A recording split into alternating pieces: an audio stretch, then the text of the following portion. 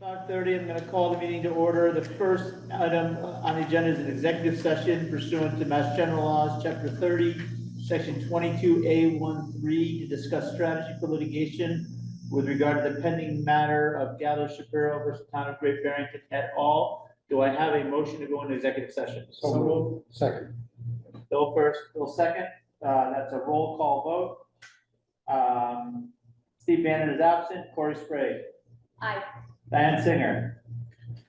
Bill Fields. Yes. Sarah Borla. Aye. Bonnie Bonfafoni. Aye. Jason St. Peter. Aye. Ann Hutchinson. Aye. William Voigt. Aye. And I vote aye. The motion carries. We'll go into executive session and return into regular session as a public meeting.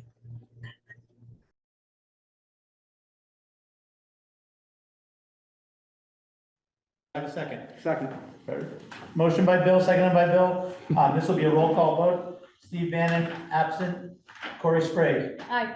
Diane Singer. Yes. Bill Fields. Yes. Sarah Borla. Aye. Bonnie Bonfafoni. Aye. Jason St. Peter. Aye. Ann Hutchinson. Yes. William Voigt. Aye. And Rich Mahoney votes yes. That was a roll call vote by a requirement of law, but all other school committee members who are attending are present, so the balance of votes, to the extent we take them, will be by voice vote. Before I move on to the agenda, I will say that pursuant to Governor Healy's March 29th, 2023 revised order superseding certain provisions of the open meeting law, meetings of this body will be conducted both in person and remote. Agenda items listed and those reasonably anticipated by the chair and not all items listed may in fact be discussed. Items not listed may be brought up for discussion to the extent permitted by law. This meeting is being recorded by CTSB, the school committee reporter, and by some other media, possibly by other media outlets I see on the attendee list, and will be broadcast. When subscribed and approved, minutes will be made public, posted to our website. We do not have any minutes for approval before us this week, and I do not anticipate a treasurer's report. So we'll move right into what is always captioned as the superintendent's report on our agenda. Superintendent Dillon will not be in attendance tonight. He is currently on medical leave. But we have a good team of administrators here who will lead us through those various agenda items. The first agenda item is a discussion and vote regarding appointment of an interim assistant superintendent. I can provide a quick update on that. As mentioned earlier, Dr. Dillon is currently on medical leave, recovering from a very serious surgery. And in order to make sure that the district is properly staffed, discussions have had with an individual to come in and assist with those administrative duties. A name that you may be very familiar with, Barbara Putnam, who's had a number of roles in the district, has served as both a superintendent, interim superintendent in other districts, was available. So that is the proposal which will be forth today. I'll call your attention to the somewhat interesting title, interim assistant superintendent. Assistant superintendent is a role prescribed by general laws. We've never had one here in this district. But it is a position that's appointed by the school committee, accounted by the school committee, but works under the supervision of the superintendent. The intention for the appointment today is to be open-ended without a time limitation, although it will be interim. We'll wait and see how things progress. But that's something that can be terminated by either party. If anybody has any questions about that, I guess I'm probably the best person to answer them. Or entertain any discussion. I can just say, Rich, because of my history in the district, we did have an assistant superintendent, Jack Spencer, under Joe Wood in the late 70s for 2 years. And then Jack went into the principalship at the middle school. But then when he left, that position was eliminated. So there was one assistant superintendent we've had. Okay. Okay. So. The committee historian. Any other questions, comments? I would like at another time to put on the agenda to have a discussion about the merits of having an assistant superintendent position. You're not the only person. I think that's a good thing to discuss. Any other thoughts? How many hours a week is he working, or what's his portfolio, or? Sure. So we just make the appointment. but then he'll be put under contract and the terms will be 3 days, he's gonna be working 3 days a week. And who determines what he's doing? I think that's up to be decided. I think, I mean, he'll have full authority of any superintendent, which is great. He can do anything that Peter can do from an authority standpoint. Peter is on medical leave right now. As some of you may have realized, he has chipped in places where he's able to. But, you know, in his absence, Rob will have the authority to do anything that Peter would normally do. How the work share evolves between those two, I think is yet to be seen. One thing I know that's been discussed among the administrative team is, you know, even once Peter is back, I envision Peter coming back, you know, part-time at some point and then full-time, but that may not necessarily mean the elimination of this position. This position is interim, but, you know, maybe then they can complement each other going forward. Just to say to Ann's point, I think once there is a clear delineation of tasks, it will be very important to communicate that out so that there's no confusion as to who is doing what. I understand a master document as to that is in the works. Of course, we got a little bit of a chicken and egg problem here because we'll point it before we get into that. But the engagement right now will be for 3 days a week. 50 hours. 3 days a week. Oh, 3 days a week. 3 days a week. Yeah. And I believe he will have a set schedule. I don't know what that is, but we'll relay at the school committee, or Rob can relay at the school committee.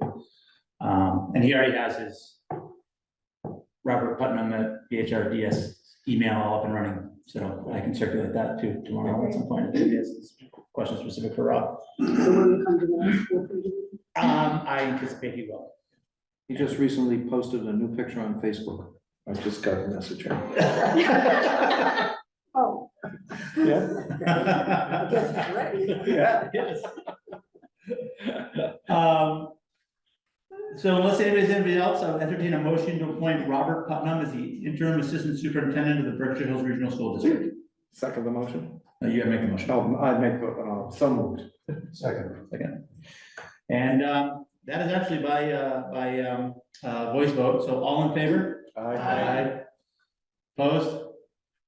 Carried unanimously. We'll move on to the roses and thorns portion, and I'll kind of turn this over to the administrative team as to who wants to go first. And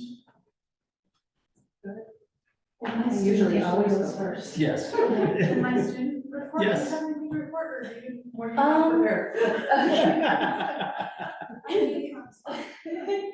Yeah, well, I'm sure as you know, you all know there's graduation and prom, so that was very exciting. And I just think with the end of the school year, they're ready for summer for sure. And yeah, our sports teams have done a really good job this year. I know the boys baseball team recently had a pretty rough loss, but they made it pretty far into states, as well as the softball team.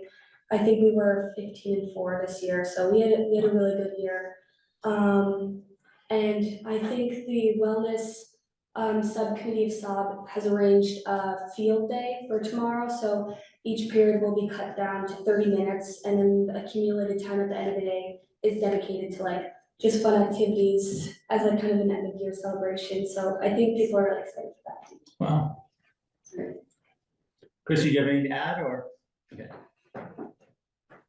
I'm assuming I'm supposed to still come up here so you can hear. Absolutely. And I have several other things I think I'm talking about. Yeah, you may not want to go too far, but. So I think the only thing that I would, want to update you on is hiring.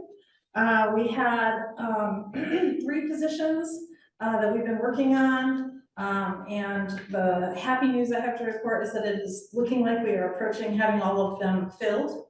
The teaching positions, and then we did just post, for paraprofessionals. So we are still looking for, paraprofessionals, one to serve in our preschool program next year. And then we need paraprofessionals in our RISE program. And we need one other paraprofessional for our just special education programming in general. So otherwise, though, we're in good shape this year right now for hiring. So you've got a social studies position filled? There was no social studies position open. Oh, that's right, yeah. Right. Bill wants to come back, so. Sorry. Can you just remind us what the positions were? Yeah. Yes, I believe Sorry I to put you on can. the spot. So we had a physical education position that was open, a biology science position that was open, and a world language Spanish position that was open. So, Very good. do you want me to leave or can I just stay You here? can just stay, today? yeah, you can just stay, you can just stay. Do we have anyone, oh, you go ahead, Kate. I don't think Miles is here, so. He's in Philly. He's. Oh, that's right, He's the on big field trip, the big trip. trip, the big trip, yes, yes. So, hirings, I'll just update you, Cynthia's been working hard. Yeah. Very close with the assistant principal. Hopefully the librarian, we need lots of crossed fingers for that one. And interventionists, so those are all in process, we don't want to announce names yet, but. We've had a lot of events going on. We had the second grade concert. It was basically a baseball theme, and there was a lot of Red Sox versus Yankees rivalry throughout. It was very cute. Today, the other two fourth grade classes did their BTG plays called The Lost Necklace in a New School. And those are written by, they choose playwrights out of the classes, so.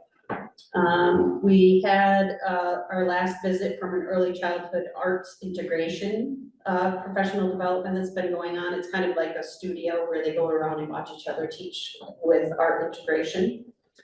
They had a band and orchestra concert and a fourth grade regions presentation. And our literacy plan is pretty well set. The team presented it to the state, the other teams in the state the other day, and got some feedback on it. And the next hurdle is for the team to present to the wider team. So, and not cost a lot of money. That's the second thing we're trying to do. Going once, going twice, going 3 times in the middle school. That's great. They're on their big Philadelphia trip this week, so. So we'll catch up with them in the future. We've already covered our student member items. We have no grant approvals before today, so we do have a request for 2 additional coaches. I see our athletic director in the audience. Carl, if you want to come up here, we can walk us through that proposal. And thank you for submitting the memo in advance. We currently have one head coach for boys cross country and one head coach for girls cross country. We're asking for an additional assistant coach for each team. With the addition of the middle school students, we're expecting probably close to 30 girls runners and somewhere between 20, 25 boys. And the area that the coaches have to cover with cross country practice is vast. And one person, trying to supervise 30 runners on those trails is challenging. So for safety reasons and just better coaching overall, we're asking for those 2 assistants. I would like to just add, because it's come up at this table before, in connection to the whole conversation about when we ask for a district-funded assistant coach versus when we have booster funded coaches. And we've told you in the past that it is based on enrollment and safety. And so this is one that we are requesting that is district funded because it's based on the numbers and the safety for students participating in the program. So. Henry, you can ask questions directly to Carl. I guess the one concern I have is just that as it's come up, because it's come up often, we have often asked to do an overview and get an overview from you of across all of the activities, what would be the appropriate, whether it's MIAA recommendations, whether it's best practices from other schools, but to be able to look at this from a full picture so we know what the right number is from a coach to athlete perspective. We still have not ever gotten that. It's been multiple meetings and multiple years at this point. So I am in full support to make sure that we're giving these students and these athletes and the coaches the support they need. What I don't feel comfortable doing is voting on this kind of in a bit of an information void and continuously doing it in these one-off kinds of situations. So I would personally like to make a motion that we withhold voting on this right now until that report and that presentation comes back to us, so we can kind of get a fuller picture of what's happening currently across all of the teams, what should be happening, where the gaps are, so we can really make these kinds of decisions in summary, as opposed to on a one-off. Motion to table, is there a second? I would say most of our Hold on, teams, hold on, Carl. sorry, For lack of a second, that motion fails, we'll continue with the discussion. one thing I would say is, most of our teams, if you look at basketball, there's JV and varsity, and there's typically 12 on the varsity, 12 on the JV, which gets you in between 20 and 24, and the district provides a JV coach and a varsity coach, and the JV coach is considered an assistant coach. If you look at cross country, there's just a head coach, and there isn't an assistant coach, and their numbers are gonna far exceed that. What a softball or baseball or basketball team, I can certainly give you those numbers for every sport.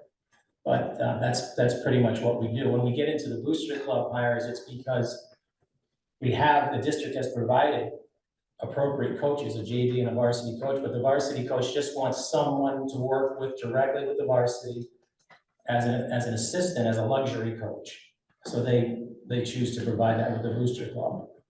But this is a very different situation than our other team sports, where the district provides a JV and a varsity coach. For cross country, they don't. And I just think it's. Yeah, I think we're gonna go forward on the vote tonight, but I think Corey's point is well taken. I think if we could get at some point an overview of where we're at and what's to come or what's best practice, so we can all look at it in a map. Sure. For all the sports, I think And I everything. guess the only other thing I would say is that I guess when we approved this waiver to include 7th and 8th graders, I would assume it was at a time when enrollment was very low. And now it seems like the inclusion of the middle school has pushed that over. And so I don't know if it makes sense to discuss the financial implications of that. But that would be something that we would need to keep in mind going forward for both any sports where we've waived as well as any sports where we co-op, because I think it was originally voted on and done in low enrollment places as a thing that would be cost neutral, and that might start to add up over time as well. I think, a good time to do this would be the meeting we have in August, before the start of the school year. And then as what Corey said, we get a whole picture of all 3 seasons of what we have in regards to staffing, what we're gonna possibly be asked in regards to booster club additions, things like that. So I would just like to call the committee's attention to a document that was shared when we last discussed the middle school waiver proposal and the football proposal around co-op and asked for approval. There was a document that was shared that has the enrollment information for the last 3 years and the projected registrations with comments, and it was for all 3 seasons. So if you didn't take a look at that, I would ask that you go back and please look at that document, because we did share that information with you. That's enrollment, but does that then go over what the proper coach to athlete ratio is? It doesn't, so we would be happy to include more information. I did just want to point Yeah. out, though, that we have shared that Yeah. level of information, Yep. and we can continue to improve upon what's being shared. But when the district made the contracts for, there's a document where it tells you which sport will have a head coach and assistant coach, so that exists already.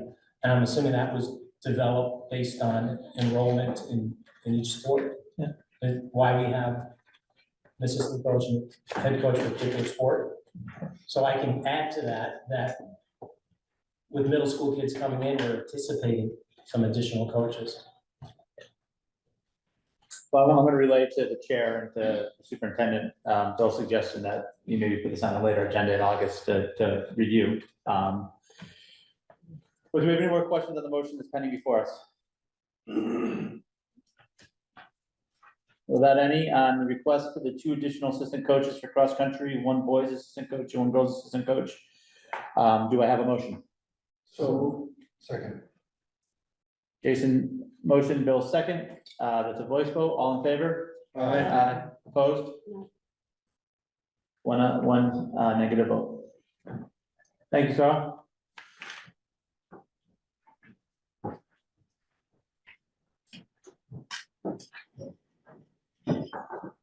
The next item on the agenda is a proposed cell phone policy with discussion. I will note for everyone, the agenda item says discussion, it's not indicate there's a vote tonight, there will not be a vote tonight. And in fact, I know it's the intention of the chair to open this up to further discussion down the line. With that, I will turn it over to Christie to kind of kick us off.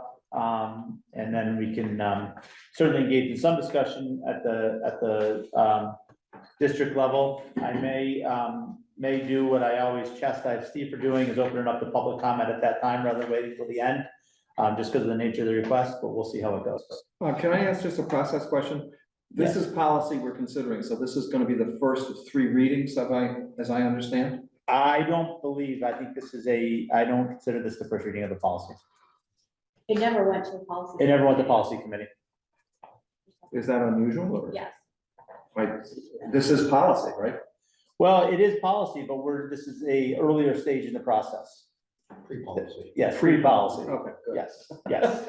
This is, if you look at the agenda, it says proposed cell phone policy. This is not a Okay. policy that's before us for consideration. Okay. When you say it hasn't started that process, how long does that process, does it take a certain amount of time? It takes 2 meetings to vote on it. Okay. Yeah, But does that implies that we have a policy meeting at the end of June, so does that mean it's gonna be on the agenda?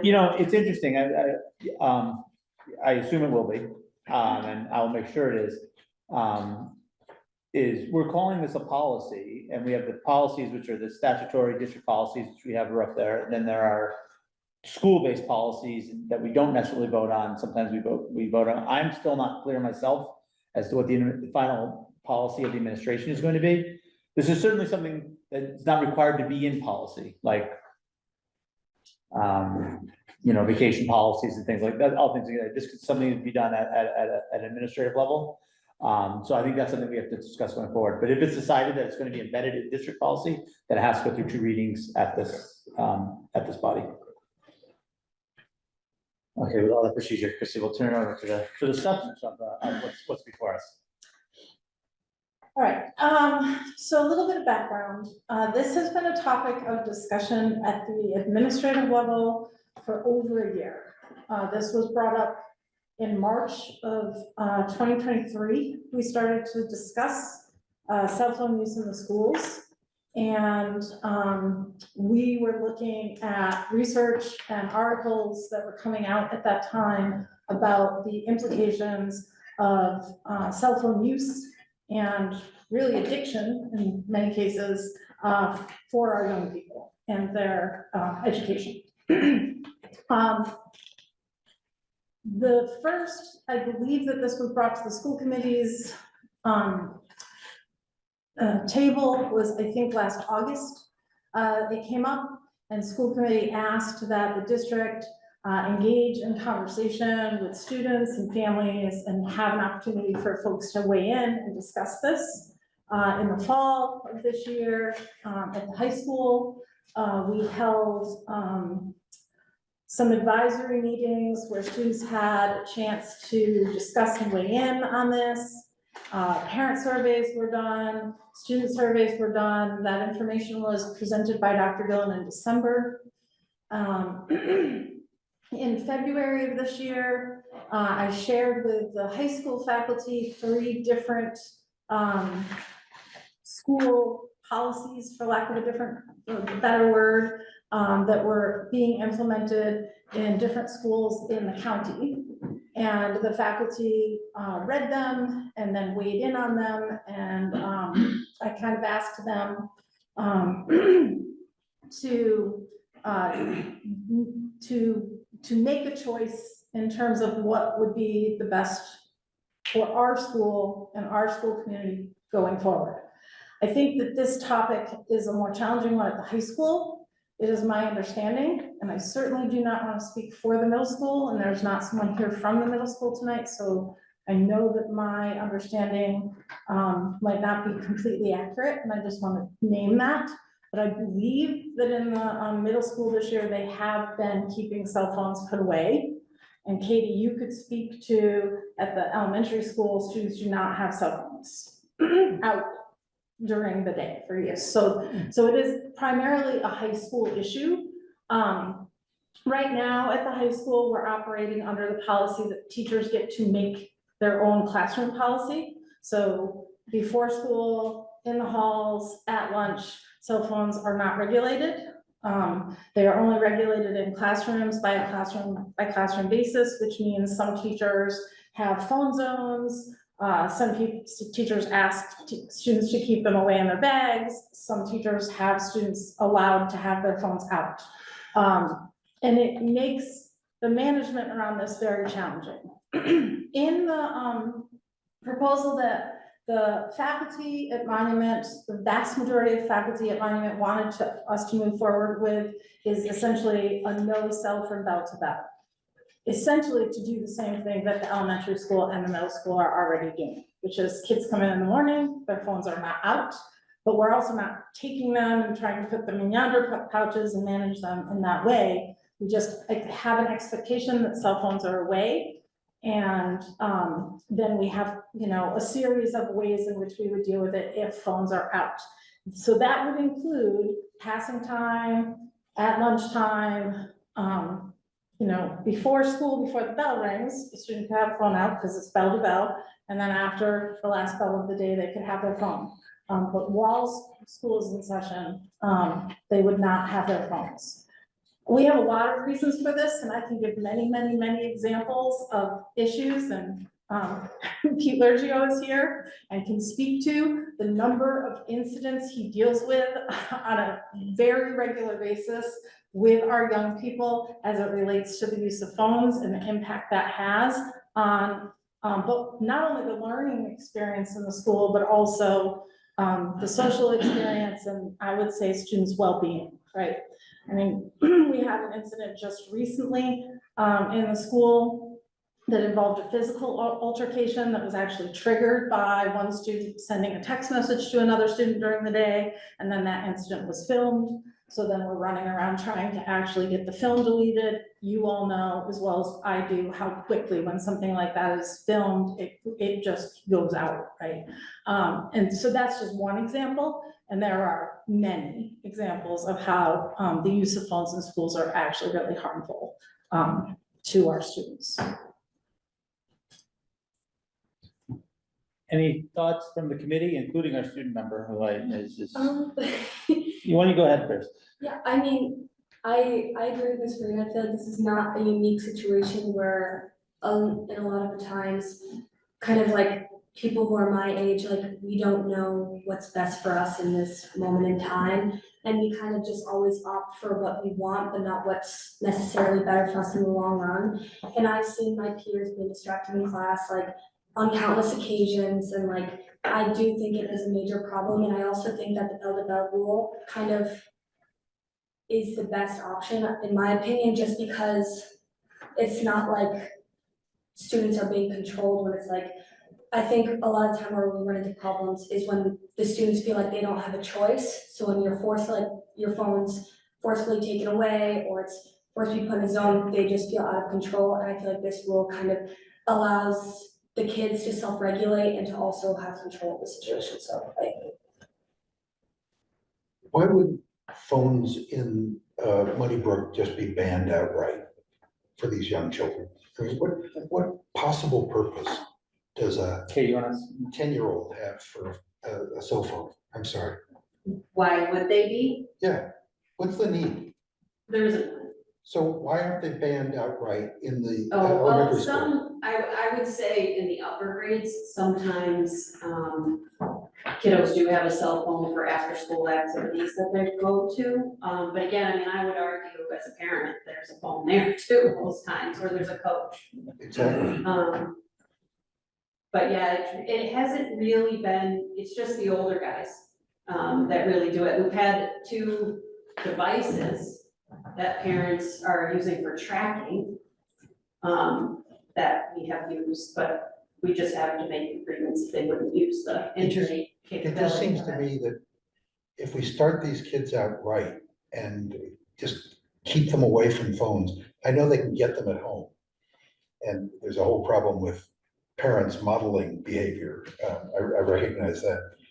But for God's sakes, there is just no excuse for cell phones in an elementary school.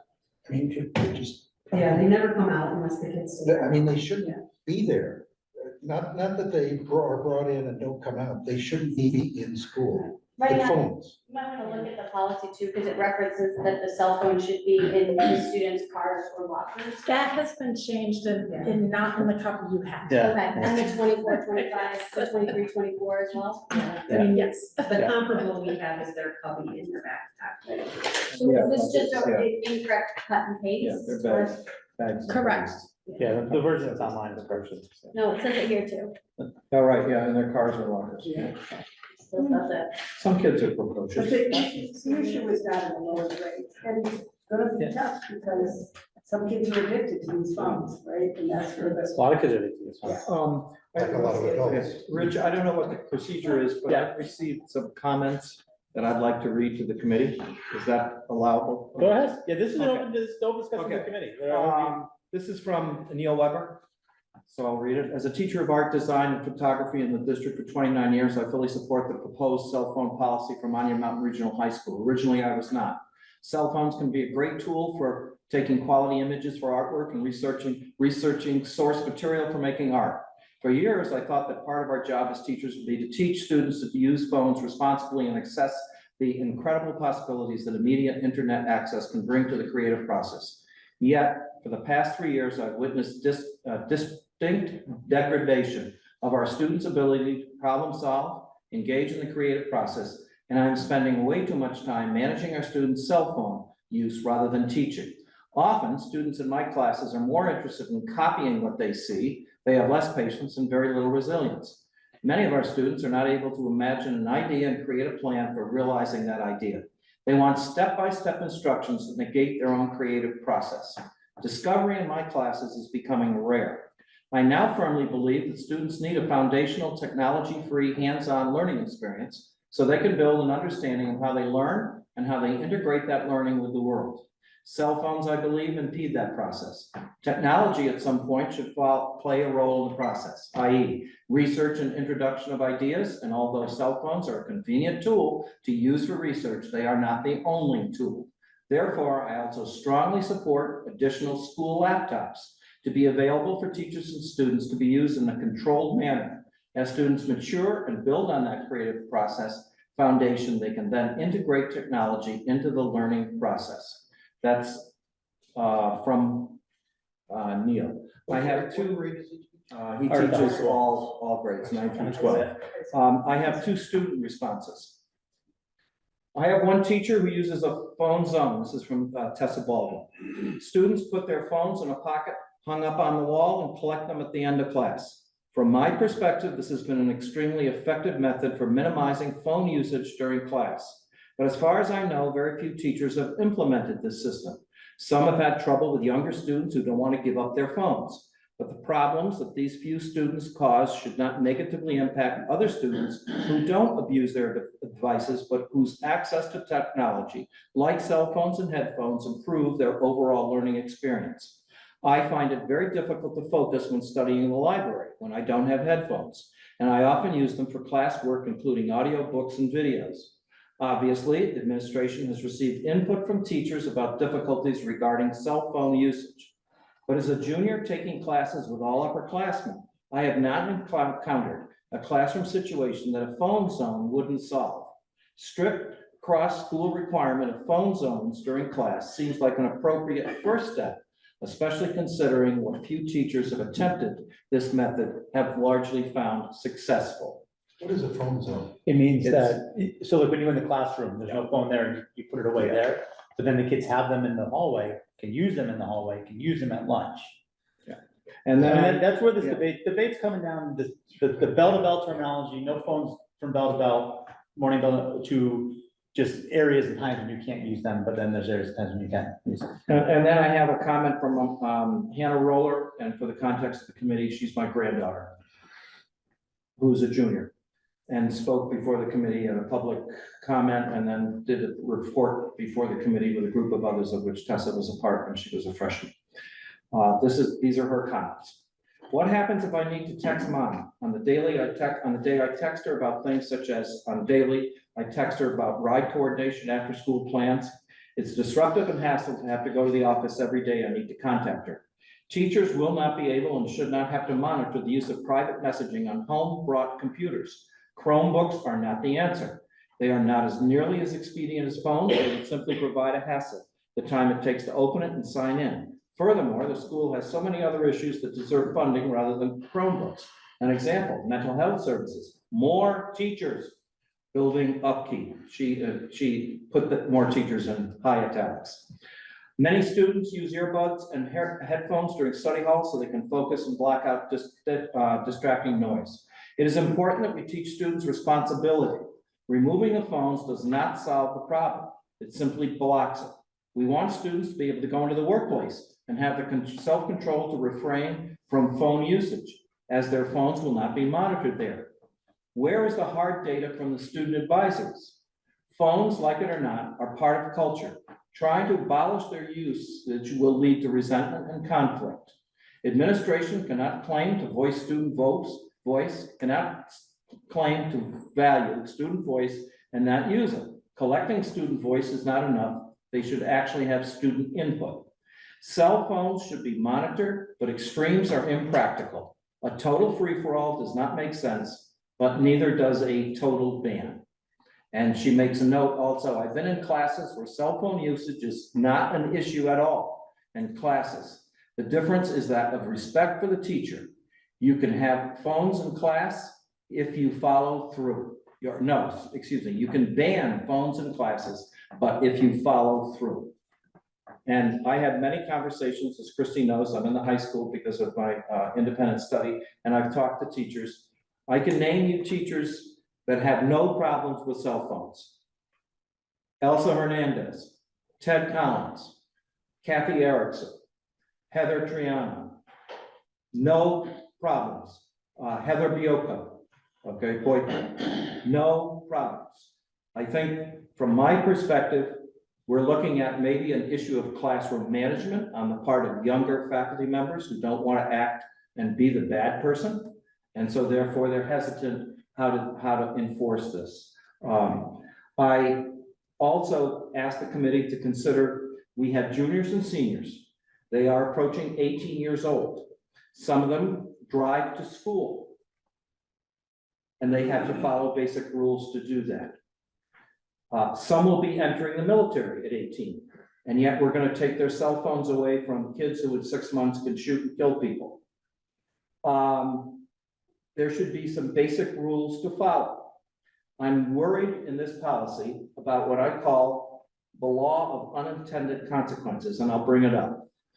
One of the problems I find is this offense. The kids are gonna be charged with offenses. And so for each offense, there's a increase in the punishment. And it involves detention, which I thought had gone the way of the outhouse, but it hasn't evidently. Detention is after school. I taught for many years, and Christy was there when it happened, that when I looked forward to opening a school, I did two things.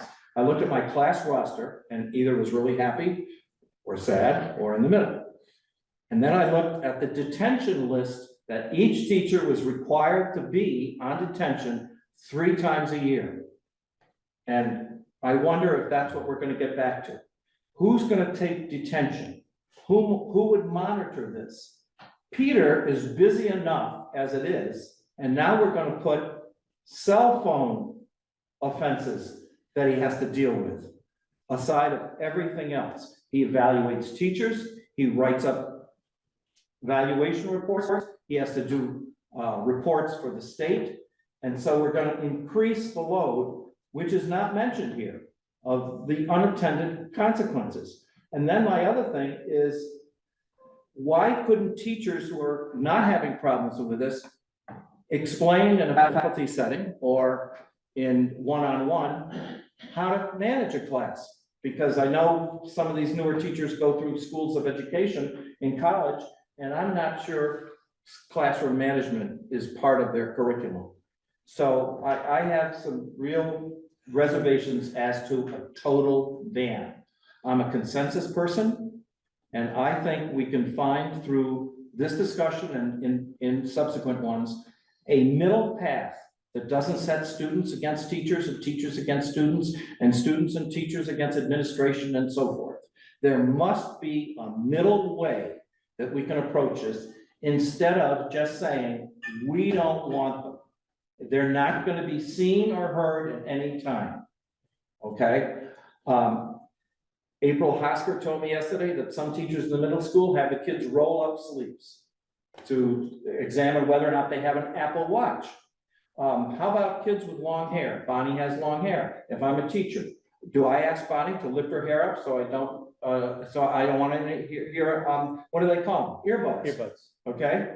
How far do we go in this? So I think as we discuss this, let's look at the unintended consequences that presents. I agree with the consensus that these are not good. Sarah and I had a discussion the other day about it on the phone. I agree, the book, The Anxious Generation. I looked it right up after you told me, and it's number 3 on the bestseller list, and you can maybe talk about it because you've read it, I haven't.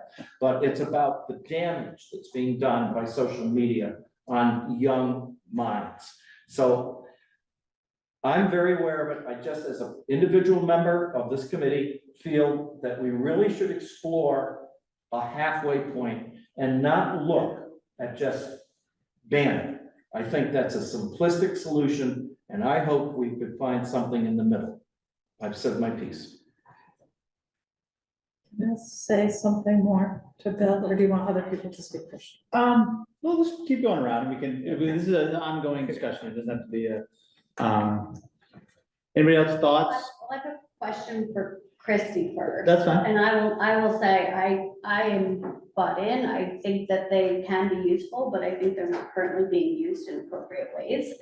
I think some of the teachers that you've referenced actually do have those phone zones or whatever and are using them. So it's not just a classroom management thing, or if you want to loop that into classroom management, but they have gone ahead and banned. And my guess would be, without having talked to teachers that aren't doing it, that maybe they're reluctant to do it, and having an official policy gives a little more force and kind of teeth to something that they're otherwise reluctant to try to enforce. So you can probably speak to that more.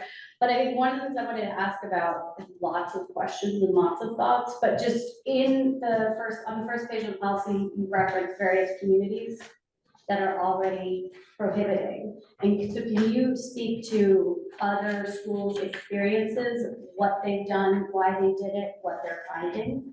Because I think that would be helpful. That was what I wanted to talk to Bill about. I should have let you go then. Interestingly, Bill, I appreciate that you read Neil's note, because if you had talked to me 2 years ago about this, I was actually very much the same mindset that Neil was. I was hesitant to put forth a proposal where we would say we're gonna not have phones in the school from bell to bell. I wanted to believe that teaching students to use these as productive tools was important. And I do still think they can be productive tools, but when I walk around our school, I walked through the library just yesterday, and there was not one student that was sitting there without a phone in their hand, and they're not talking to each other. They're on their phones. Go into the cafeteria and see how many students are just sitting on phones, not interacting with one another. And then I had the opportunity, because of our MSBA building project, to go to Mount Greylock and to Wacona, where they do not have phones. They have policies that do not allow phones from bell to bell. And you walk into the building and not one student has a phone out. And at Wacona, we walked in at lunchtime, and all of the students were sitting at tables at lunch, engaged in conversations with one another. And Bill, I had a flashback to like when I was teaching in the 90s and phones didn't exist. Yeah. Right? That's right. And it is game changing to the culture of the school in a way that it has a really, I believe, will have a really positive impact on students' social and emotional experience in the building. And I mean, I had a teacher report to me that there was a student who did a student shadow, and at the end of the day, they said they did not want to come to our school because all the kids are on phones all the time. And that makes me really sad, because that's how disconnected our kids are from one another because of phones. And that isn't even beginning to scratch the surface. Like, you raise your concern about Pete's time being spent managing phones. Well, I reached out to Greg Bergenti and Lee and asked him, how's it going? And he said, well, it would have been easier if they could have rolled it out at the start of the school year, because they rolled it out mid-year. But when I reached out to him before I drafted this, he said they were down to about one incident a week where they were taking the phone and having to have the parent come in. And it was like that simple. Take the phone, it goes to the office, the parent comes in and gets it. It was about one a week. And if I think about the amount of time, Pete could probably speak to it more if you want to hear from him directly, the amount of time he spends in not just like, we're going to take the phone and wait for the parent to come in and have a conversation, but like investigating online bullying that's happening, text messages that are being sent to each other that shouldn't be, Snapchats that are inappropriate that are happening. Like, the list just goes on, and it consumes a lot of his time. And then there are really serious incidents, right? A student filming someone doing something inappropriate and sharing that online, that is serious. And if they didn't have phones in their hands, it wouldn't even happen. I will agree with you. Let's go around, let everybody have a word, and I guess my question would be, understanding that I want to see something like this happen, then it's more kind of just some of the logistics. So one concern, and maybe you can speak to, just with new principals coming on in every school, is there merit in making sure that they've had a chance to weigh in, buy in on this type of thing before rolling it out? And I know, obviously, we want to get this, and as you reference, it's easier to do at the start of the year than mid-year. But I also wonder if this is something, and I know obviously assistant principals also need to be a big part of this enforcement, and we've got them on hand, but it seems to me that it would be a nice thing and probably a good kind of onboarding and building thing to make sure that those people coming into those spots have had a chance to weigh in and reflect on something like this. So I throw that out there as something to consider. Also the opposite, if they're not on board with this, we don't hire them. I mean, yeah. any principal come in and say, oh yeah, I think it's a good idea for kids to have access to cell phones. And I'm not asking so much like a yay or nay, but maybe with the finessing of the language or of the way the violations read or something like that. I think that there's something that you get out of having. I also think everything is a living document, and so you live with what you think is best going into next year, and then that person weighs in, and maybe there is an evolution of that, and it comes back around the following year. Can Pete come up to me? That this might be a topic that would be worth him weighing in on. I will say though, as I gave a long diatribe about different types of policies, I will say that while the agenda set policy, what actually came through from the superintendent is a personal electronic device policy recommendation for 2024-25. So I don't read that as being like a two reading policy thing. I think this is a proposal for next school year, but we and it could be either, but we can look that. Did I characterize that correctly, Christie? Yes. So, okay. And for my 2 cents of that, I would support it being a school by school thing with support from the school committee, because if we do this in September, you're gonna hear from your constituents, and if you don't support it, the may as well not even bring it up to the kids. Yeah. Just a few things, and you did a great job of explaining it. One of the things what you didn't explain was you had a great meeting with the staff one day a couple of months ago, and we had staff stand up and say, okay, where do you stand? Literally, if you say kids should have cell phones all the time, go over there. if you think kids should never have cell phones, go over here. And of course, we had everybody in the middle. And then we allowed staff to bring up valid points. And then the group started thinning out over there and thickening over here.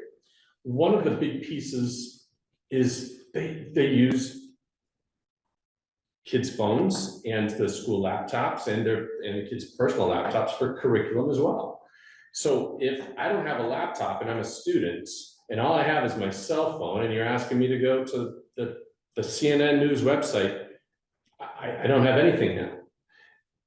So if we are to go this way, we need to provide kids with more Chromebooks.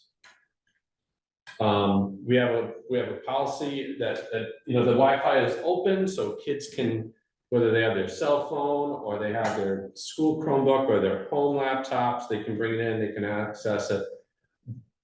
But I think we got most of the staff to come over to this side where there's no cell phones all day, with that idea that if we find alternative devices for the kids. How short are we of Chromebooks? I don't want to misrepresent anything, Roughly. we'll be sitting right over here. I believe that we ordered 200 more, and half of those are slated for the high school and half for the middle. Am I correct on that? Some are replacement devices and some are gonna be new. Well, we have 200 in hand, and at least 150 are going to the high school. Right. But I'm looking into. So we'll be about another 100 or so more that we'll need. And then there's places like, for example, Chris Dinello was one of the people that was concerned about not allowing cell phones, and we asked him, like, well, what's the concern? And he said, in automotive, oftentimes I have kids taking pictures like underneath the cars and stuff of different things, and then we're looking at it together. So I was like, okay, so how do you problem solve for that without having kids have phones? We get some iPads possibly, right? That's actually what we did in our preschool this year. Bethlen asked for us to get an iPad for the preschool so she can be taking pictures without her walking around with her cell phone in class, right? And so I think that what we have to be prepared for is to problem solve. Like, what are the things that we were using phones for, and how can we still do the good work we want to do with students? And even Neil Weber alluded to that, right? We want to teach students how to use technology properly, but we're having them use their phones improperly more often, like very often, enough often that it's time consuming for our assistant principal. And it's distracting, and we also want them to build their social skills with one another. And I do think that some of those things will happen more if it's a school-wide, everyone's in agreement that this is the kind of culture that we're trying to create. Who gets tasked with making sure they're not getting used in the halls in between classes, who, in the library, in the lunchroom, during a bathroom trip, like, who, I worry about People who are on duty during those times, right? and they're good with that. Yes, I mean, that's why we have the whole faculty lineup Whole and staff. have this conversation, because if it's not enforced consistently, that's also gonna create a conflict. Any other members of comments, questions, thoughts? I I am gonna open it up to the public in a minute. I'm gonna finish up with the school committee, move to the public that's here, then move to the public online.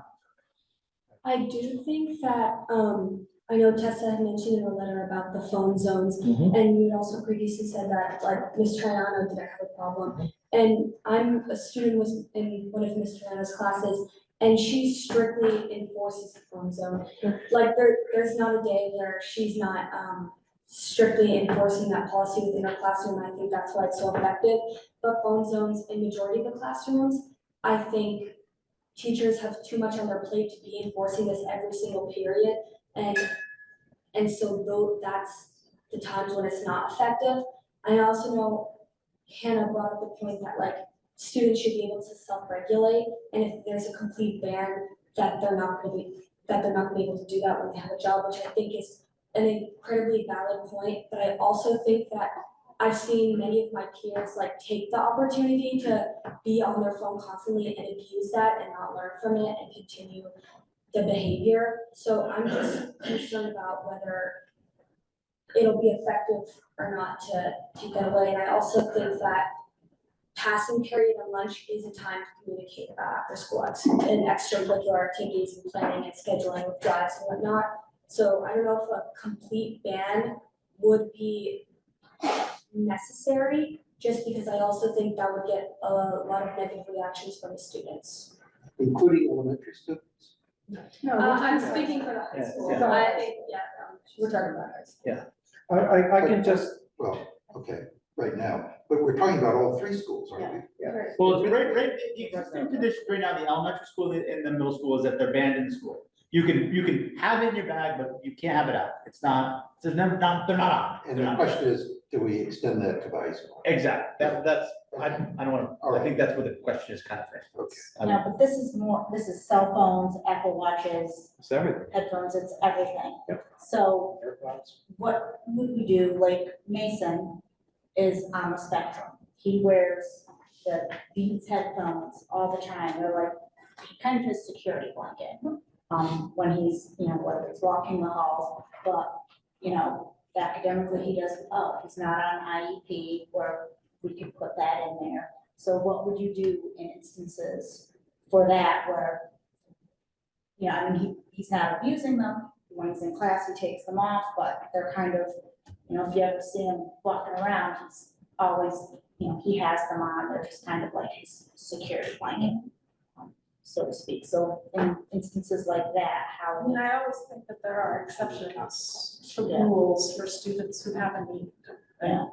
And so, and I think at mine, we have a long history of like individualizing for students. and oh yeah, but families. it's like, how do you, make that exception and then the other kids, because, Mason is an average kid, like I said, he's on the spectrum, but he gets great grades, he's, does his thing.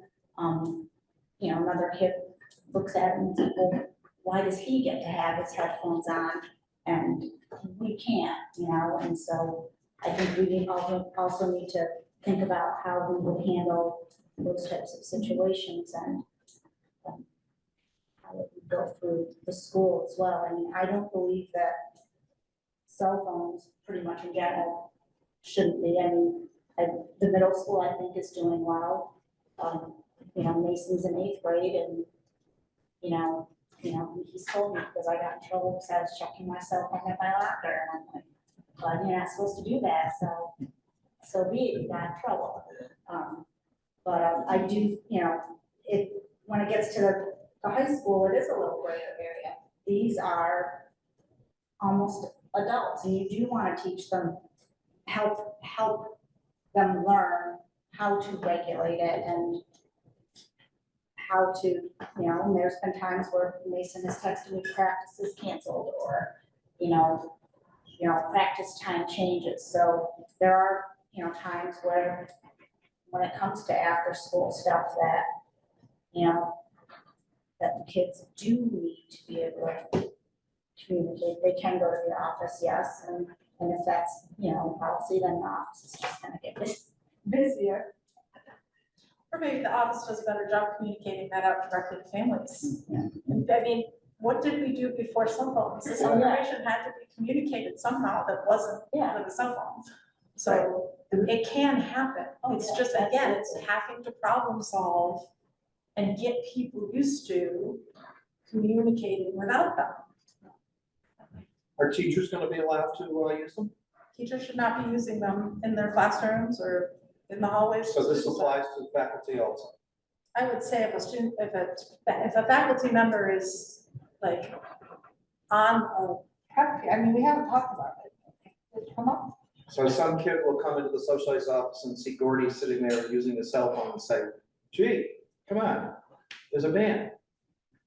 See, again, it's the unintended. Different rules for students. Right, I agree with that, but still, that's gonna be an issue that's gonna come up. Bonnie's starting to talk about it. It opens a door.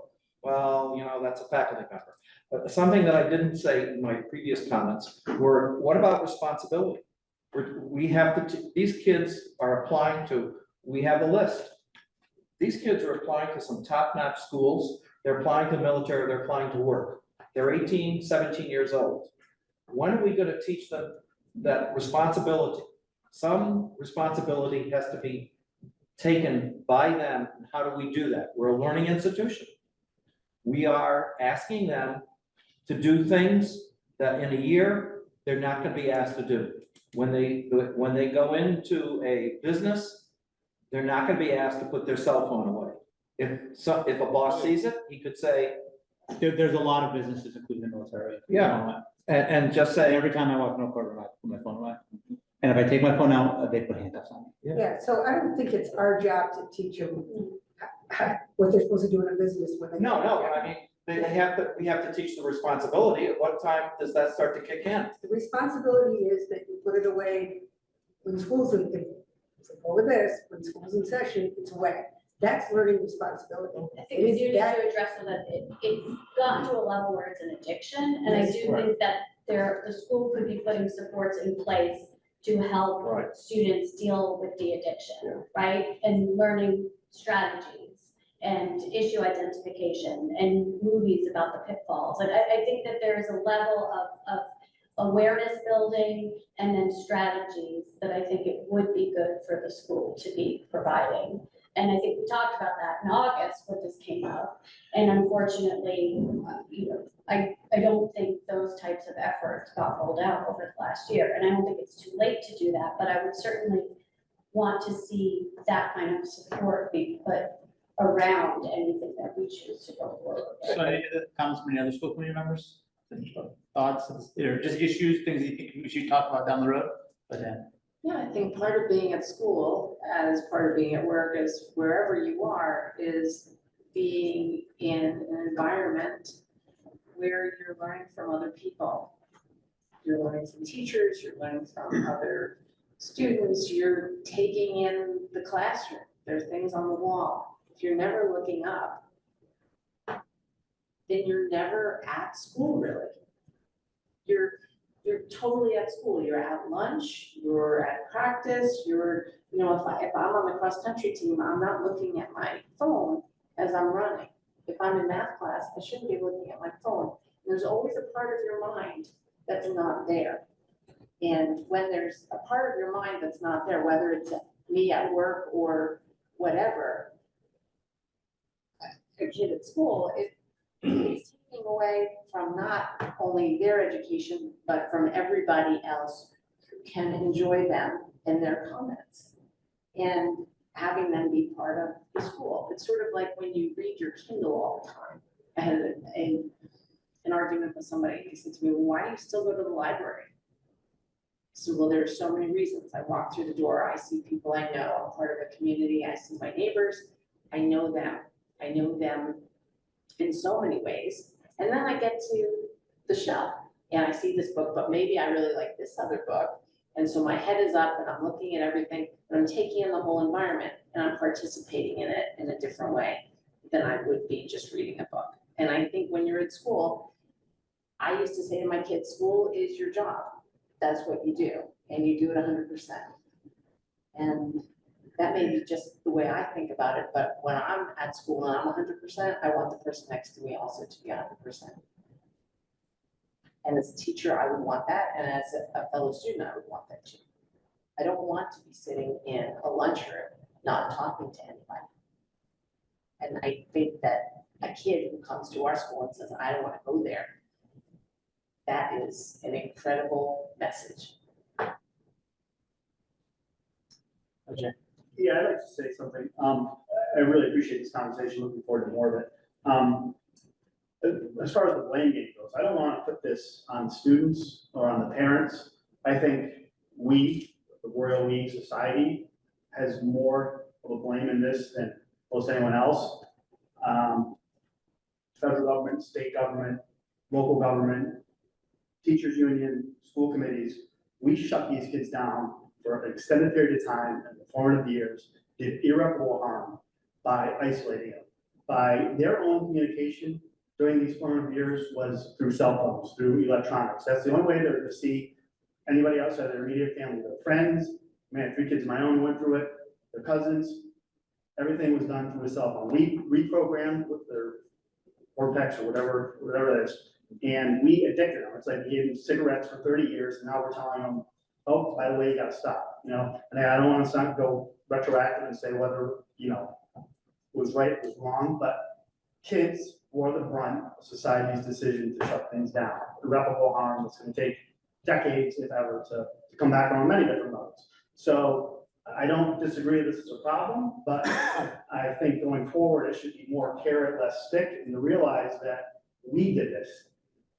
Us as a society did this to them in their formative years and got them hooked on these things part of the way. And again, I'm not gonna absolve all blame. I mean, they should be able, they're young, they should be able to turn, as we said, at Wacona, Lee, Mount Greylock, it's shown to work. But I do think that this is a problem that, you know, other generations didn't have to go through, and that we specifically forced them to do this, to communicate, to have any social interaction. So now we're trying to put the genie back in the bottle, but I think it's just another layer where these kids, it's not just a want, or it's not just a need. We did this to their brains irreparably, and, you know, we have to acknowledge that, I think, and going forward, kind of keep that in the forefront as we deal with this issue.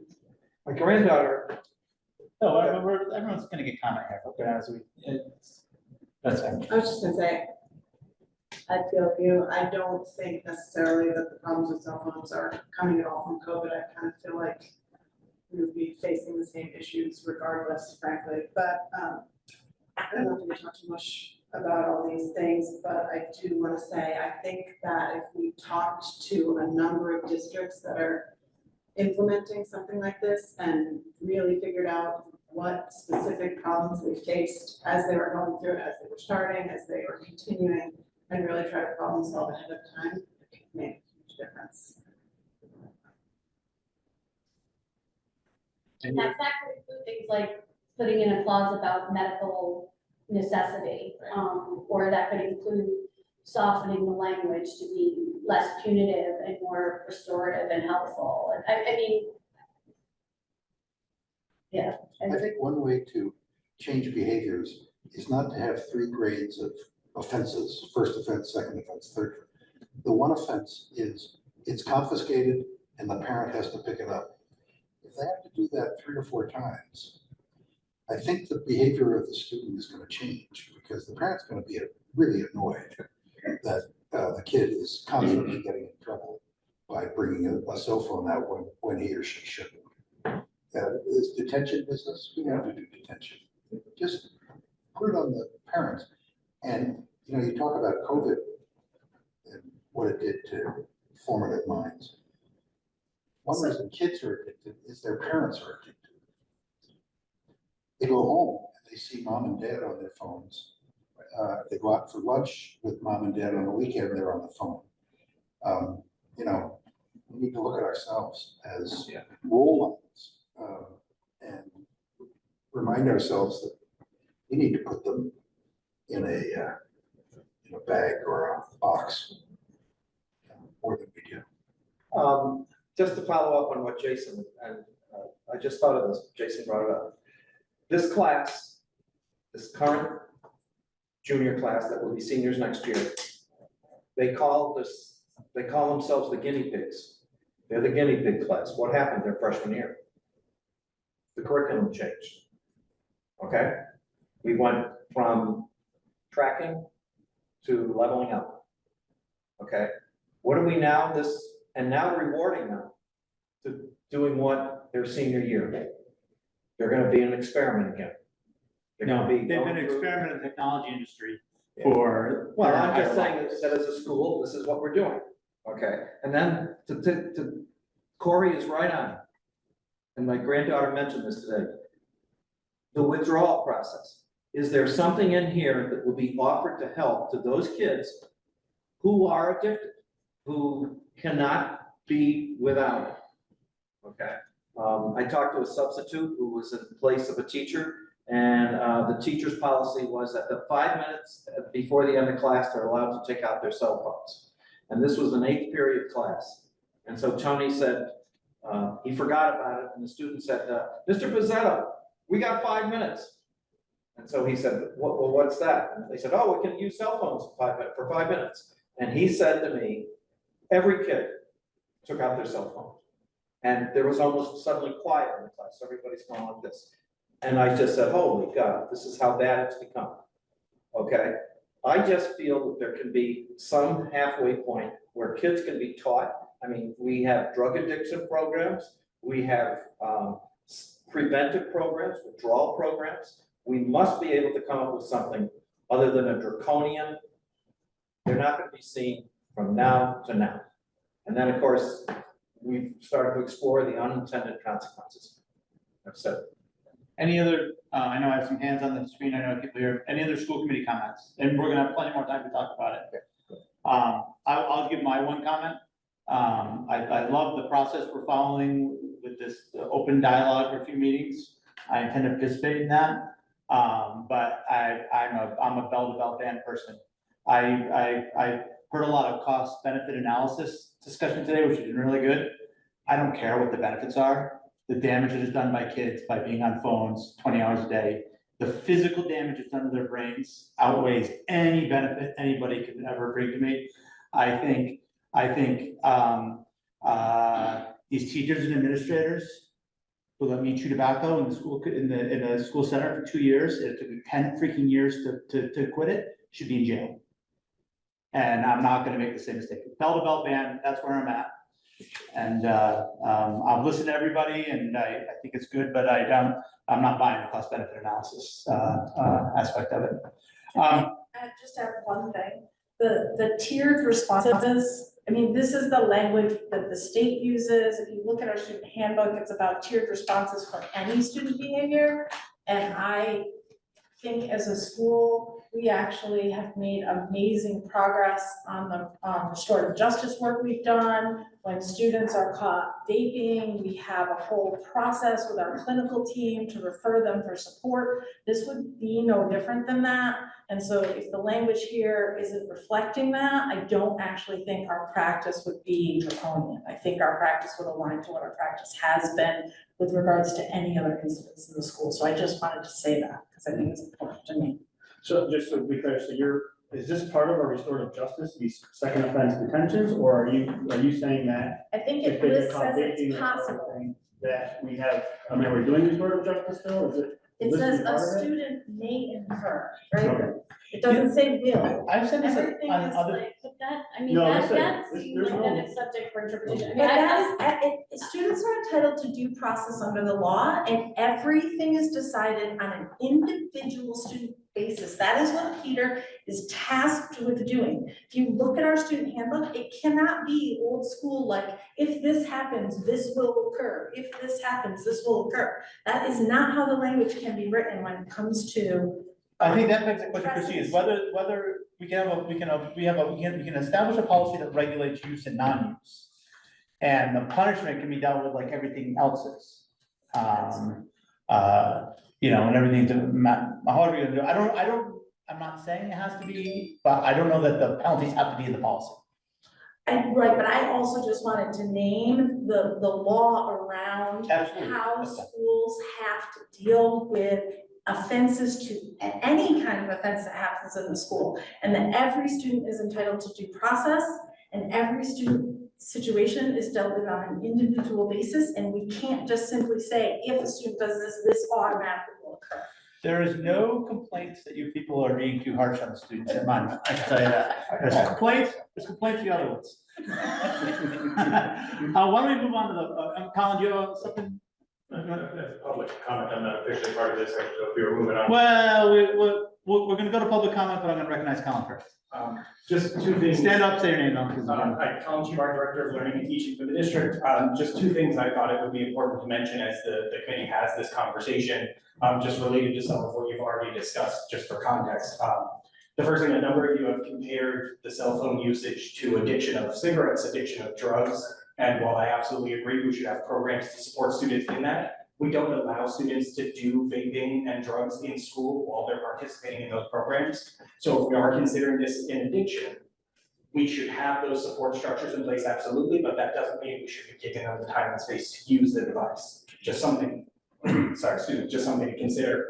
And then the second factor is, as you think about the tiered responses, just having participated in this discussion in a couple different districts now, there is a real equity piece to the concept of making parents and families pick up the cell phone. Not all of our families have the same transportation ability that other families do, and it can actually be a very real hardship that, and I understand, right, if we put some pressure on families, that might get our support in addressing student behaviors, but just forcing people to leave work and give up salaries and pay that they need to support their families and feed their families at home, if the response is requiring families to come pick up cell phones. So while I think that there is a place and maybe a time for that, I would just caution against that being the definitive at this step of the process, the consequences a family has to come in and pick it up from the school itself.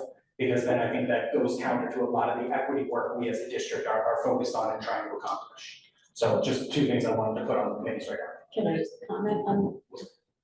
Go ahead. Well, we're in the public comment, so let's Okay, keep but it if reserved. We we can. just add on to that, I guess. I know, but when this is gonna be a long process. Yep. We wanna encourage public comment, so. Just state your name. I'm JP Oken. I'm the director of out of school time here at Berkshire Hills. In my previous lifetime, I was the director of technology for 16 years at our charter school in Adams, Massachusetts. Because it was a charter school, the school kind of reinvented itself with every new principal, of which there were a lot. So I've been through this many, many times, and I've seen many, many versions of this. And several members of the board asked about other schools, so I'm gonna throw that in as somebody who has gone through this at least 6 times. We started with a bell-to-bell policy, and a ski and take it policy. That worked until we got a new principal who decided that the most important thing was that kids be happy at school and open everything up completely. That, of course, was chaos, so then we had to pull back again to the bell-to-bell policy. Then we had a senior advisor who wanted to reward the seniors for being seniors. And so they were then allowed to use cell phones during certain times during the day. Those times crept and crept and crept and crept. Then the other students were saying, why are we seeing these kids using it? And that time, then they were allowed to use them during lunch. And that time crept and crept and crept and crept. The worst thing that you can do to somebody who is fighting an addiction is to say, okay, you can have one sip of beer, now put it away. Okay, and then in 3 hours, you can have another sip of beer, now put it away. The students actually forgot about the phones when they were off and away bell to bell. It was much harder for them to self-regulate when there were times during the day when they were allowed to bring them out. That was, and I certainly understood the logic of, I want to listen to my music while I'm at lunch, or while I'm in the library, or while I'm studying or reading or whatever, or I need to block out all this chaos. I totally get that. The problem is that it leads to this creep.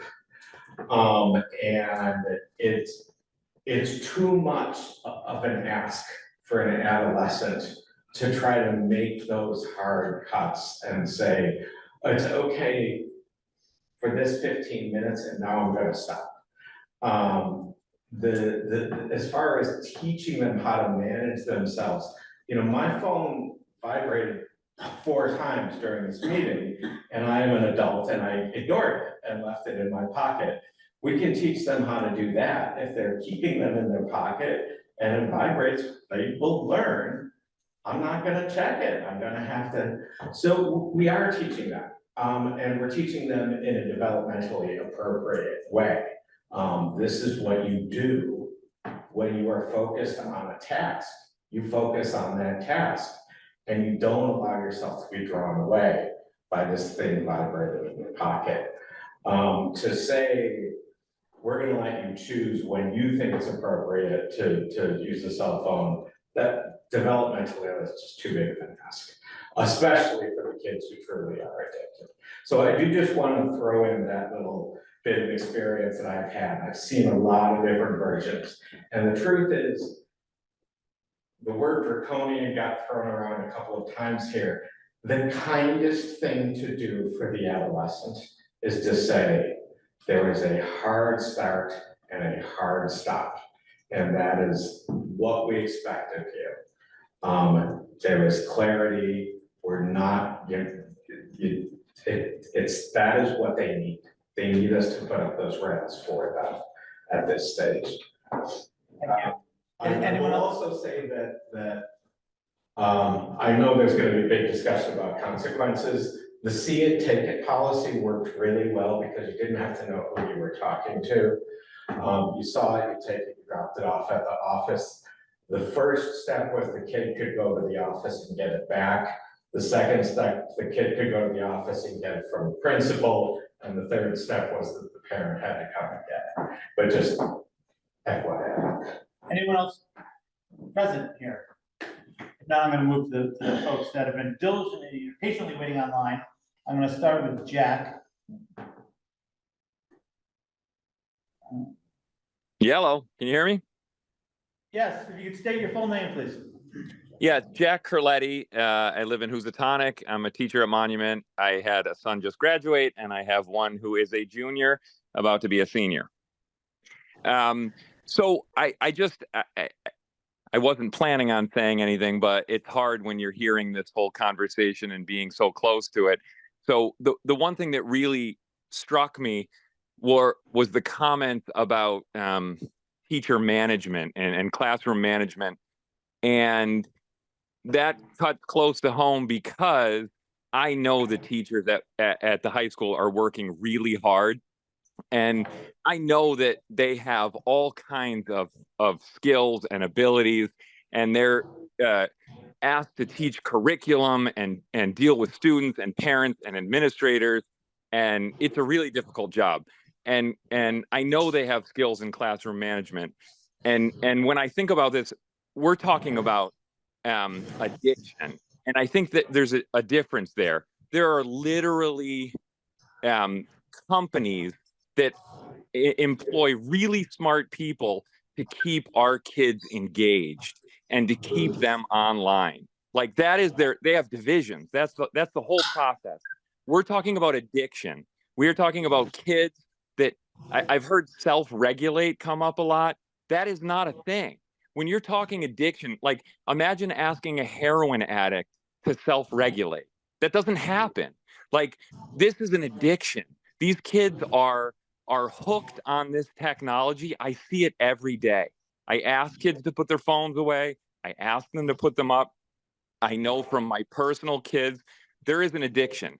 As a matter of fact, one of the committee members was commenting on a Facebook comment at the beginning of this meeting. Everybody is engaged in this. That is the job of these companies. And so when we're talking about addiction, I love what Colin said. We don't allow smoking and gambling and vaping on school grounds because it's an addiction. Our kids, their brains are not formed yet. Like we're adults and we can't handle the responsibility of this technology and we can't, air quote, self-regulate. So we're asking our kids to do something we can't do, and their brains aren't there yet. From a developmental standpoint, this is I heard Mr. St. Peter talk about care and not the stick. I care about these kids. It is doing them harm. I think it demonstrates the most care to say we will not let you be exposed to this during the days when you need to be educated. So thank you for listening. Hey, thank you, Mr. Curletti. I'm gonna recognize Neil Weber. Hello, can you, yes, good. Neil, I know you state your name, please, and your relationship to the district. yes, Neil Weber. I'm a teacher at Monument Mountain High School. I live in Stockbridge, and I have 2 kids that have gone through our school district. I just have a couple points to just sort of mostly emphasize, I think, a lot of things that have been said. One, I think it's important to, as we proceed into whatever we do, that this is a work in progress. I think, Rich, you mentioned this, that it's a 1 year thing, and that's important, I think, also to see the effects of whatever we choose to do and to invite voice. I think can be part of this conversation. I think that's important. So, the next point is just anecdotally, as a teacher, I do see in terms of classroom management, more problems with 10th graders than I do in juniors and seniors. One thing I'd like to emphasize, I think this, whatever we are doing here, it is for the students right now, but I think probably more importantly, it's for the students of the future. I can imagine a student in our school that has been without a phone K through 12. And what that looks like, where they have spent 7 hours a day learning, interacting, and doing all the things you do in school without a phone. And I think that will be a different landscape than it is right now. It will take some time to get there. I understand there's no phones in the middle school, so I look forward to the freshmen that have already experienced. You were fired up. I also It's a passionate thing. I think support is essential. I think it is an addiction. I think there are some kids that truly don't know how to hang out for 5 minutes without anything to do, without looking at their phone. And I think, they need support. However we do that, I think that should be part of the program.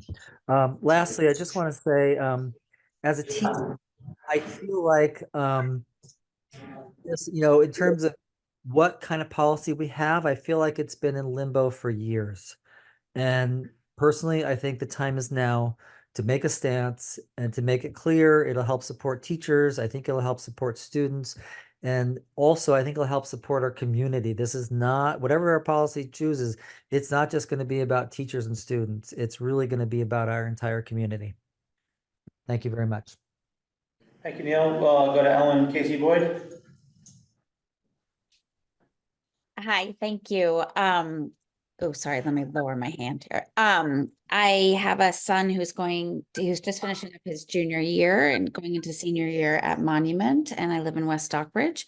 And I just wanted to comment on one thing that was said about, in regards to the teachers, whether or not the teachers would be able to have cell phones. And someone commented that, then kids will start saying, well, why do they get to be on their phones? And I just want to be careful about that, because I think it's really important that the students are aware that rules for teachers are different than students. And I think we have gotten a little too carried away about that everything has to be equal for students and teachers, and that teachers are adults, and if they need to be on their cell phone and they're, outside of their classroom, that is okay, because they're adults, and that the students don't get the same, I don't know if I'm using the right adjective here, but to say teachers and students have different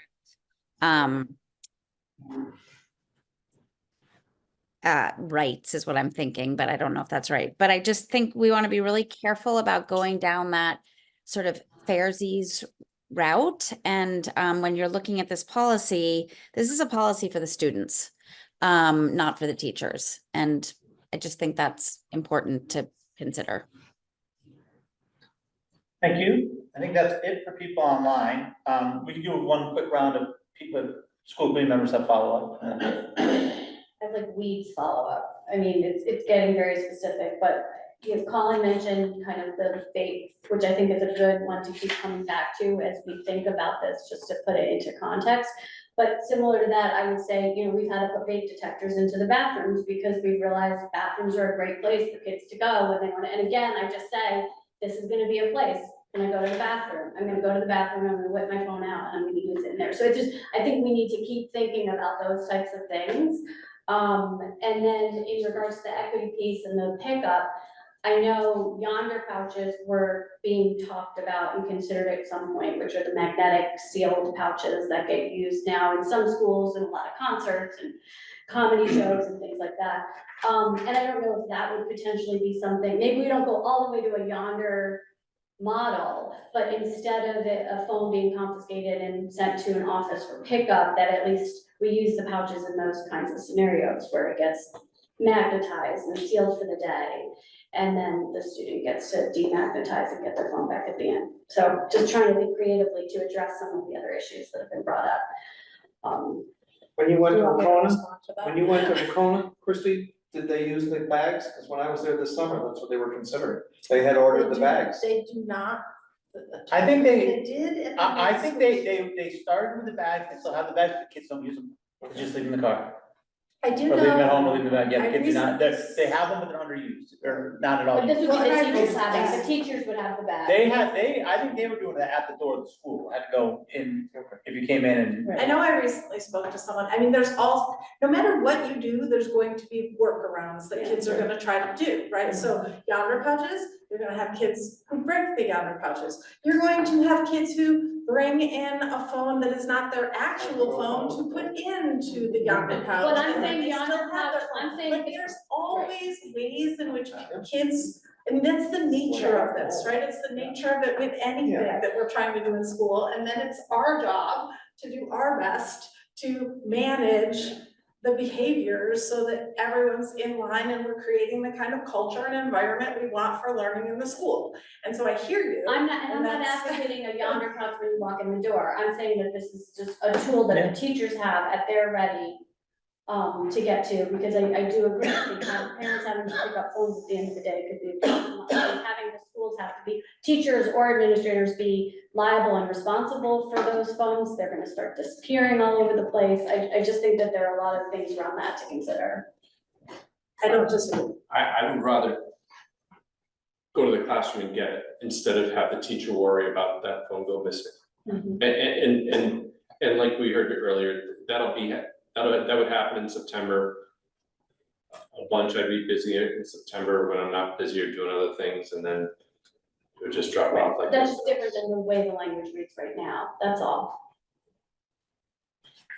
Having just graduated a senior, I know it's really important that they don't have them, all those places outside of the classroom. It's easier actually to manage it in the classroom, but it's right, all those places kids don't talk to each other. They're using them to get in trouble with each other. I helped mentor a kid who had a lot of problems with kids passing stuff around during the day at school. And the kids shouldn't have to deal with it, let alone you guys have to deal with it. And this thing about just seeing a phone, receiving an alert, it's really true. The brain's there. They're not here in this classroom anymore. They're there. And I mean, I think you could build some of that up ahead as long as the policy gets made by August 1st, you start sending home emails saying, you know, you can't have your phone in school. See if you can go 2 hours without looking at your phone. Give your phone to your parent for 4 hours. People will get used to it. Yes, there will be parents who complain, I can't get in touch with my kid. Those things about sports being canceled, it should be the parents who get the message that it's canceled, not the kid. Then has to get a hold of the parent to tell them it's canceled. The coaches need to communicate with us who carry the phones around. But it's that kind of stuff, and some of that is now put on the kids to do, which is crazy. You get a phone call from the kid at school saying, oh, there's no practice today. So, that's my bad. Alrighty, well, to be continued. We have a series of other agenda items on the superintendent's report, which unless one of the administrators, Christie or anybody had a specific thing to address, I was gonna skip over. That's okay, the only thing I had been asked to talk about was the 5-year postgraduate plans, but that could. No, go ahead, if you want to speak to that, go right ahead. I mean, we put together the 5-year postgraduate plans from our recently graduated class. 2024. I'm excited because this year is the first year in 5 years where we actually have information for 100% of our students. And actually, I was looking at it before I came, and we for some reason had a dip where we didn't get very good data 2 years ago, and then last year improved dramatically. And this year, we reported out on all 100% of our students and where they're going, what they're doing after school. And as I don't remember which school committee member already alluded to, we have some students that are going off to amazing places, students who are going directly into work, students who are going into the military. We have some students going to schools this year that we haven't sent students off to in the past several years, and some that are going to schools that we seem to send students to year after year. So I guess I could entertain questions. I do think something for the future would be, especially now that we're quite a few years post the 2020 mark, it would be to start looking at DESE's post-secondary report, because they literally track over time the cohorts as they're graduating and their success rates, you know, in completing their first year of post-secondary education, you know, in completing a degree after 4 years, after 5 years. So that information might be something that we could bring back to the committee, not me, but the Royal League could bring back to the committee next year. Does anybody have any questions about the report, or? Just a point of information, Christie, what's EOY? Transfer? End of year, okay, thank you. This is a great document, though. Yeah. This is really, really good. Thank you for putting this together. Do you talk with alumni after they finish their first year to check in? So some of the guidance counselors, I think, do a good job staying in touch. We had a practice years ago of having alumni come back in and actually speak to underclassmen. In January is when they're home. And this year, if I recall correctly, I think we actually did that. I believe Sean, I think this year and last year, they did that, because Keith had worked with Sean last year, and then Sean did it again this year. Invited students who had graduated to speak to underclassmen and just give them a sense of what to expect when you're off to college after you've gone through. So I don't know that we do more than that. Yeah, I guess I'm just thinking, like, do they feel like they were well prepared? Do they feel like they were happy with their choice? Did it kind of pan out the way they imagined it? Those kinds of things I think would be interesting to capture. Yeah, and I think we host that, and I don't know that we ever really collect the data from that conversation, so that might be something worth getting into the future, sharing now. Thank you for asking. Perfect. Subcommittee reports, policy subcommittee, End of June. end of June. Do you have a date for that? Is it on there? Yeah, I think it's the 25th. Yep, you're right. Building and ground subcommittee? Have not met, we're meeting, next Tuesday, the 11th at 5:15, that was supposed to be a couple days ago. Great. Superintendent's evaluation subcommittee? Has that met? Finance subcommittee has not met. Negotiation subcommittee, I know is very deep into their work. I think we're done. Done. Well, as long as it's ratified by the union. Perfect, perfect. And that it hasn't been run to the union. It's getting rewritten as of this minute. Hopefully, the next meeting, we will both after they get ratified. Well, that's great. That's really good news. I'm glad to hear that. I think we'll, nothing under, business report.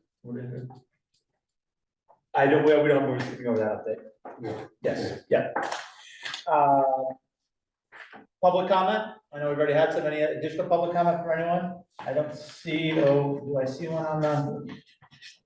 Hold on. It says your draft district improvement plan. Yeah, we're skipping over that. I see a hand up, but I think it may be stale. Julie, am I correct? Wait, Sarah, what's that? There's one there from Sarah.